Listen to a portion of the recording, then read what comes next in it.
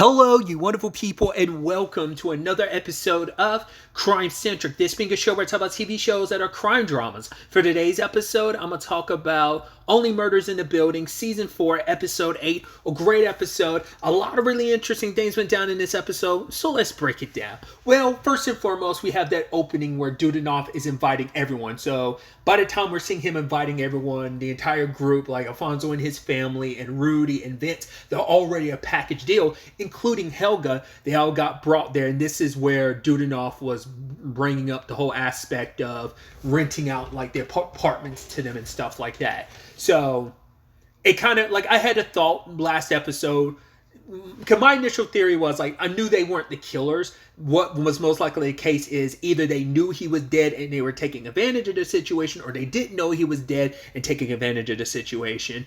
Either way, I knew they weren't as guilty as you think they would be. But yeah, I loved how that was resolved and how that whole angle was tackled this episode. But either way, we'll get to that as we break the episode down.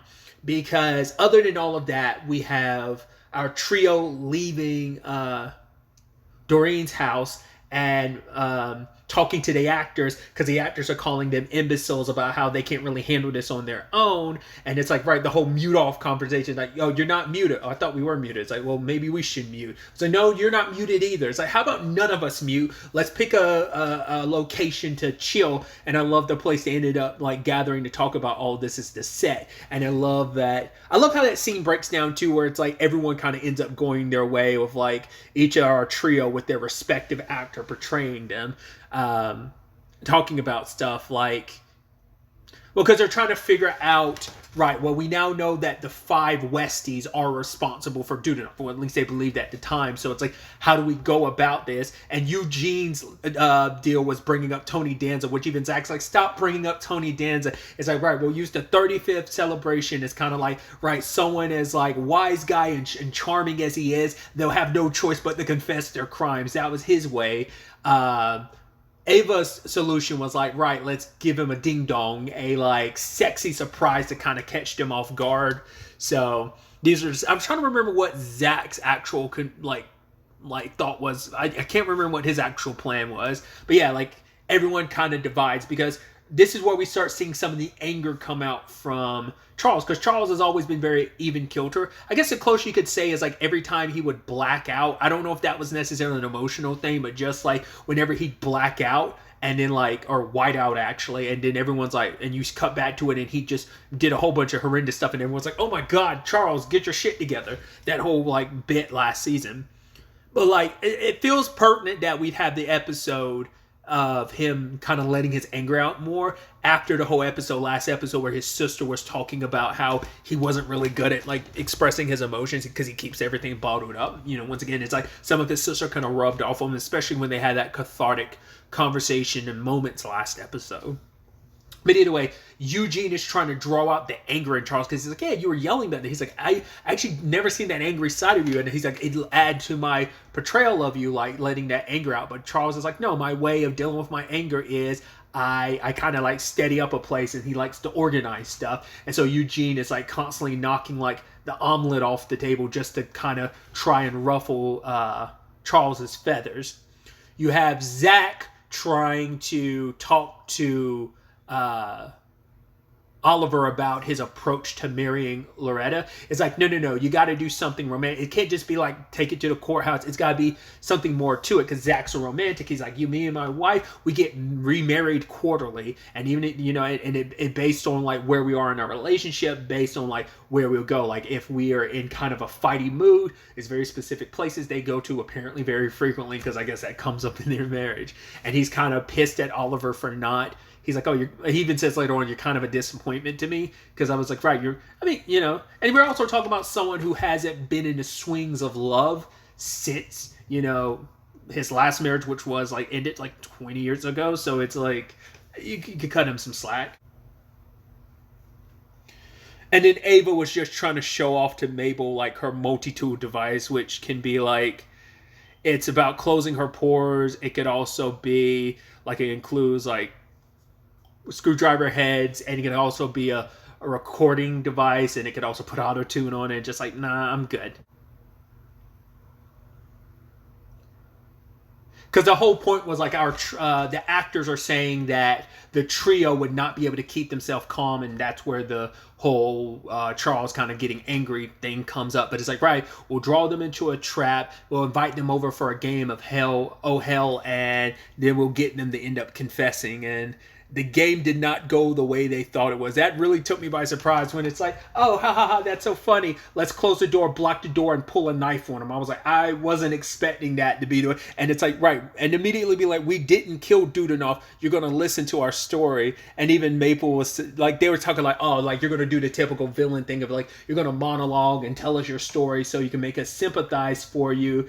And even Oliver was like, yeah, the moment they finish telling their story, that's typically when the villain ends up killing you. But they each kind of broke down their relationship with Dudanoff. So, like, Alfonso and his family, like, you know, they had future plans, because I think, like, the business side of things, like, he was a repeat enough customer that they'd stop by and, you know, deliver stuff to him, and they kind of saw how lonely he was, so they started hanging around him more, and he became, you know, part of the family. And, like, you know, Alfonso has like this sauce that he wants to make, and he's like, oh, what's the sauce? And I love that Oliver's like, okay, Tony Danza was in the show called Who's the Boss, and he was like, I don't care. It's like, that's so funny because, like, I'm aware, I don't think I've ever watched a show. I've watched bits and pieces of the show because I know, like, I know Judith Light was in it. I also did not realize this until years, because, like, that show came out in the 80s. I'm a 90s baby, 92 specifically. But yeah, like I said, I don't think I've ever watched a full episode, but my whole thing was like, my number one celebrity crush was in that show. I mean, obviously I didn't find out until years later when I already had a crush on her, and then I was like, oh, had no idea she was in Who's the Boss. I think she's also in the Arnold Schwarzenegger movie Commando. If I'm the person I'm talking about is Alyssa Milano. If you don't know, I've had the hugest crush on Alyssa Milano since I was, I don't know, like middle school / high school. Like, I've just always thought she was like the most like beautiful woman ever, you know. So I've gone on tangents about Alyssa Milano. It just feels pertinent since we were talking about Who's the Boss. But it's like, yeah, because she was in that show. Either way, I love that. But because of bringing that up, I love that it's like Eugene Levy used this as an opportunity to also like bring up Tony. He's like, I didn't bring up Tony Danza, he did, so I'm only kind of replying in that regard. But then he tries to use this as an opportunity. It's like, oh, doesn't that piss you off, Charles? They murdered your friend, and then they got you to play this game, and like he's trying to rile up Charles to kind of get that side of him to come out.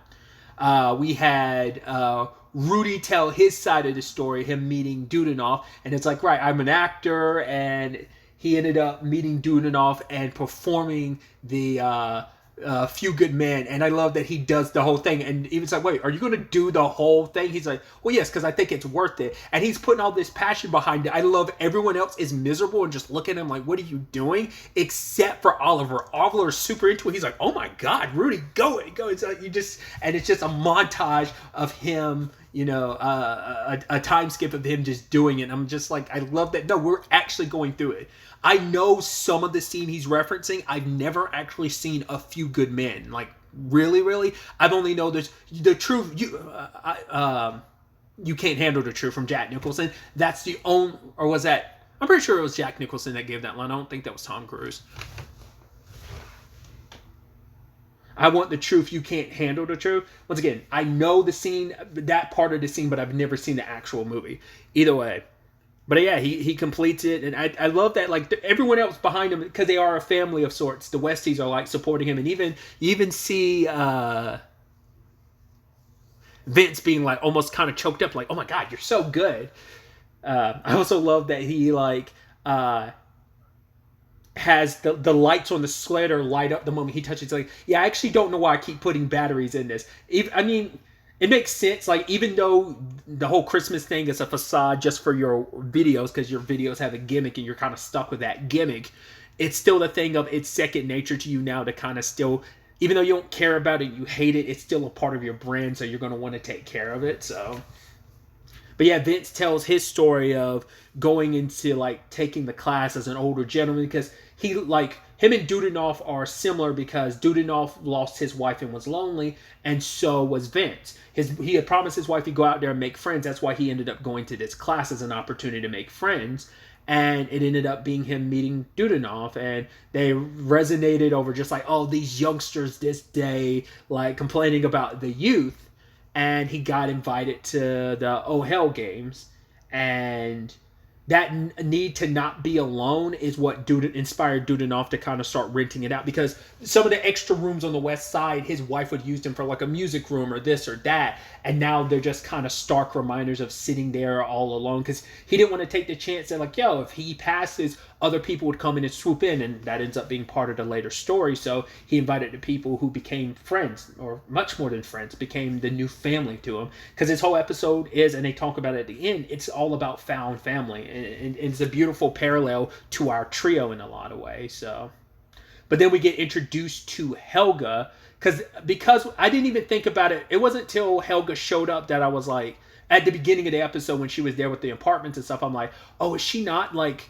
did they paint her a certain way because she was hot? Like, oh, maybe because she was warning them on the ham radio a couple episodes back, our trio. But I was like, maybe there's more to it, like why she's not there. But because they try to write it off as, hey, she's Rudy's crazy ex-girlfriend. But I love when it's revealed, like, wait, she wasn't your crazy ex-girlfriend? He's like, no, you guys thought we were someone who burned Dudanoff, and also you thought I had a girlfriend. And he's kind of like, yeah, you guys are making it seem like that's the, the worst lies I ended up telling or something. I forgot how he worded it, but it was so funny because it was just kind of like, yeah, amongst the terrible things we've done, me lying about having a girlfriend, yeah, that's definitely it. I couldn't tell if he was being sincere about like, oh, that's at the top of the list, because it's so unbelievable that I'd have a girlfriend, and he kind of had an issue with that being the perspective that might have been taken, or whether he was just being like, no, like me lying about having a girlfriend was kind of very duplicitous. I can't quite remember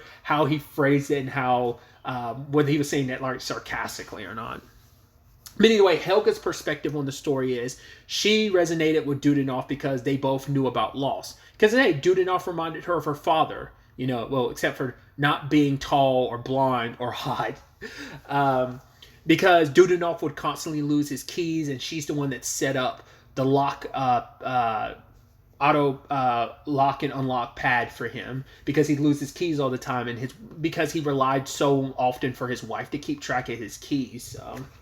And things kept going like that for a couple years until 3 years ago when he left a note saying he was going to go to Portugal, and in that moment, that's around the same time the incinerator situation happened, and when she went to go to talk to the others, they were acting suspicious, and she knew something was up.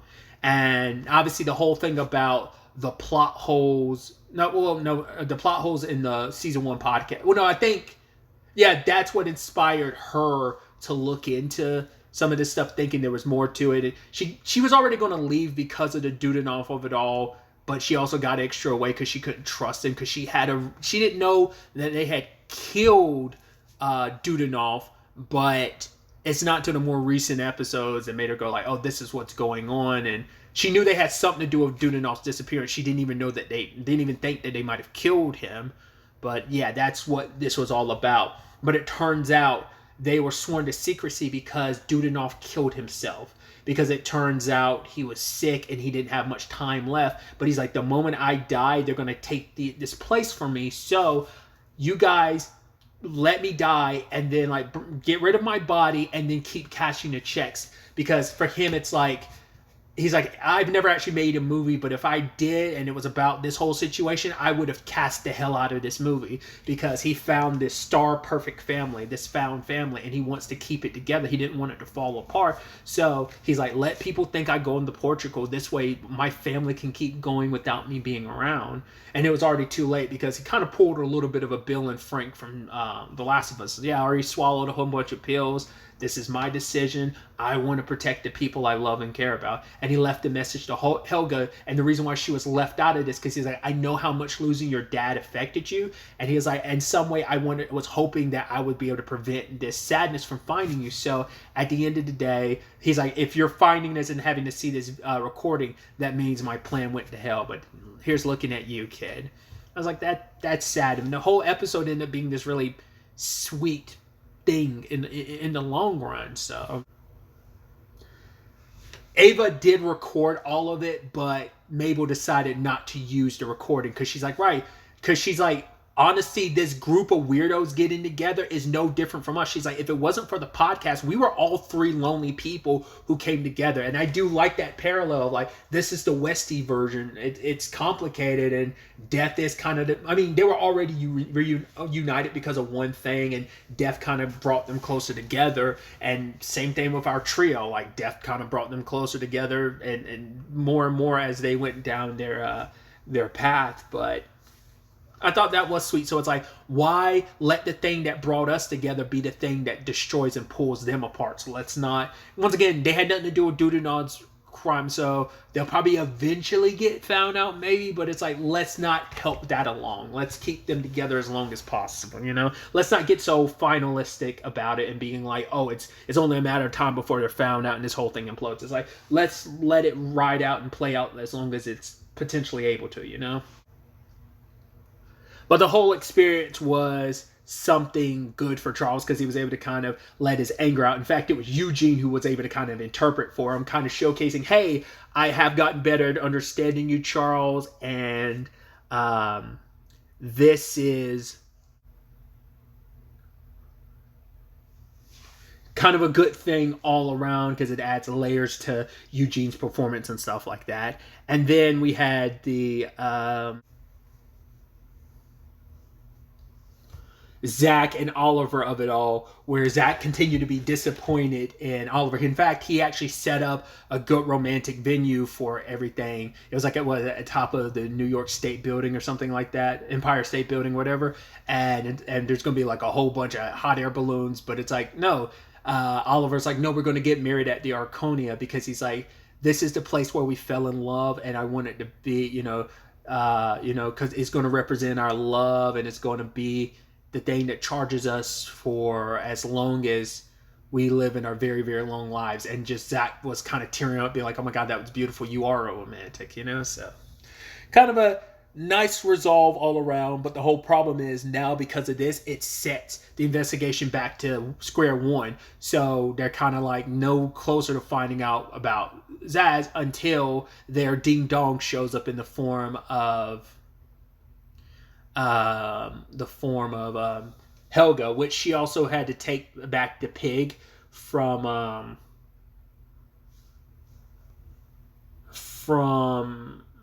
Howard, which is going to be interesting to see how Howard handles that going forward. He still has gravy, so it's not going to be too bad, but still, I'm sure he got attached, especially with his whole like animal podcast he was starting. It's probably going to be like, oh, you're losing a piece of your heart with this whole situation. But yeah, apparently she ended up talking to Saz on the ham radio. She's the one that filled Saz in about the Westies and stuff like that, and the holes in the podcast, plot holes. But it also turns out Saz was dealing with some stuntman that she thought was dangerous. Turns out said stuntman was Glenn, which now begs the question, because like once again, the only reason why Zach got shot, well, it seems like the whole point was that our trio ends up being the targets, which I was kind of scared because Mabel being in Dudanov's apartment, I was like, oh my God, is this going to be the time they target Maeve? Not Maeve.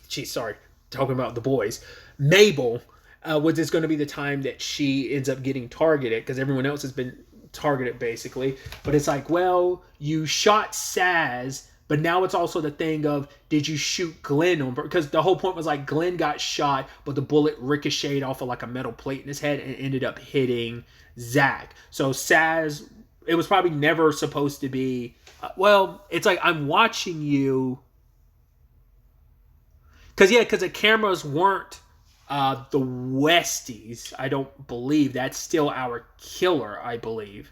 Because that was something that was never resolved in this episode, because we never found out who was behind the camera. So it's definitely not, since we know it wasn't the Westies, and that never got brought up this episode, we never found out who was responsible for the cameras. But, that means like Saz was probably the initial target anyway, and that means Glenn was probably the target that time. So that's interesting. Someone connected to Charles ended up being a target. So was someone that was connected to Oliver was the target, because he's playing like, he's part of like, he's like Zach's stunt double in the movie.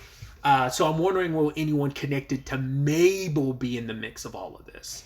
Probably not, but it's interesting to think about. I